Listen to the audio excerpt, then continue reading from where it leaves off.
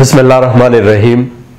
شروع کوم د الله پاک د سپېڅلې نامې نه چې ډېر بخښونکی او مهربانه دی. د ټولو نه اول خو زه د سالار صاحب ډېره زیاته مننه کوم چې غالبا په درېیم ځل یې د خپلې د دې مرکې جوګه وګڼلم. زه به غزل وایم او د غزل نه پس به یو نظم وایم.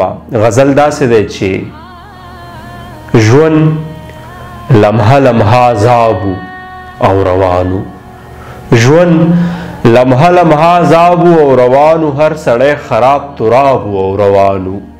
سمندر ورته په ځای باندې ولاړو، سمندر ورته په ځای باندې ولاړو، رجولی چا ګلابو او روانو. ستا نه پسې راله مخکو لارې لارې، ستا نه پسې راله مخکو لارې لارې، زما سترګو نه تیزابو او روانو. بود د هاغه چا له ترخه راګزار شو، بود له هاغه چا له ترخه راګزار شو، په تندي چې یې محرابو او روانو. غالبا چې پرې د زلفو سوری شوی، غالبا چې پرې د زلفو سوری شوی، حسان بیا په اضطرابو او روانو. دغه نظم دې کې د پښتني د دې اوسني حالاتو عکاسي شوې ده او دغه ځپلي احساسات دردېدلي ولس مې په خپلو دغه کمزورو لفظونو کې رانغښتي دي. د نظم عنوان دی عذاب. په عذاب پسې عذاب دی، د مودو نه را روان دی، زمانو نه را روان دی، د پیړو نه را روان دی. هر چنار مو سپیره شوی، هر نختر لوګو وخلی، بورا هم د کلي تلی، ګودر هم زمونږ ران شوی، د هر بام سنگر جوړ شوی، مینه دلته د اوس یره د هر چا په مخ کاریږي، د لمبه لمبه ماحول کې مرور رانه ګلاب دی. په عذاب پسې عذاب دی، په عذاب پسې عذاب دی، د مودو نه را روان دی. د دې دور عجوبه ده، عجیبه ده، عجیبه ده، د پردي وطن تندرونه اوس زما په کور پرېوځي، هم هوا کې ویشتې کاڼي د پښتون سر له را درومي.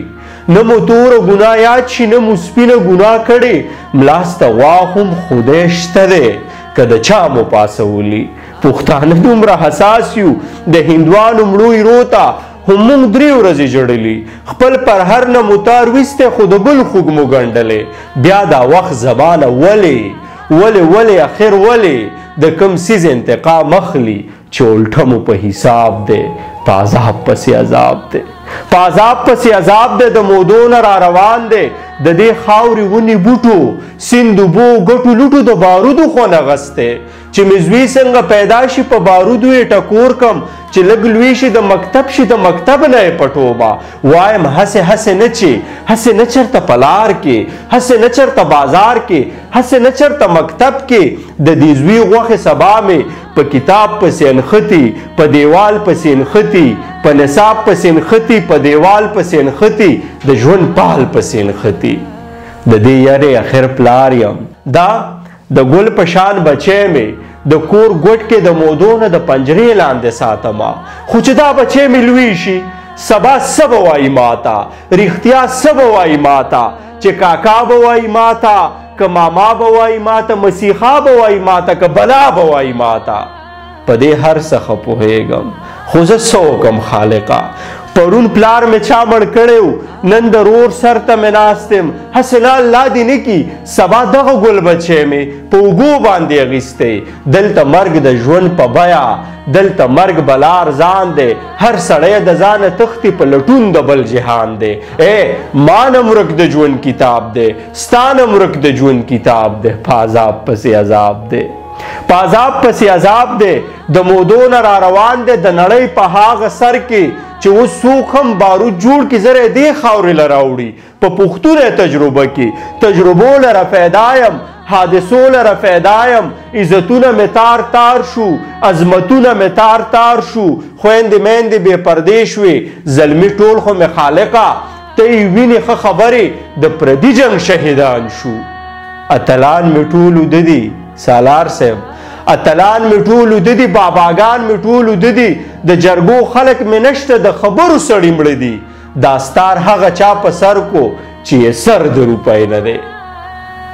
دا مو لویه المیه ده، د خپل حاله خبر نه یو، د خپل فعاله خبر نه یو.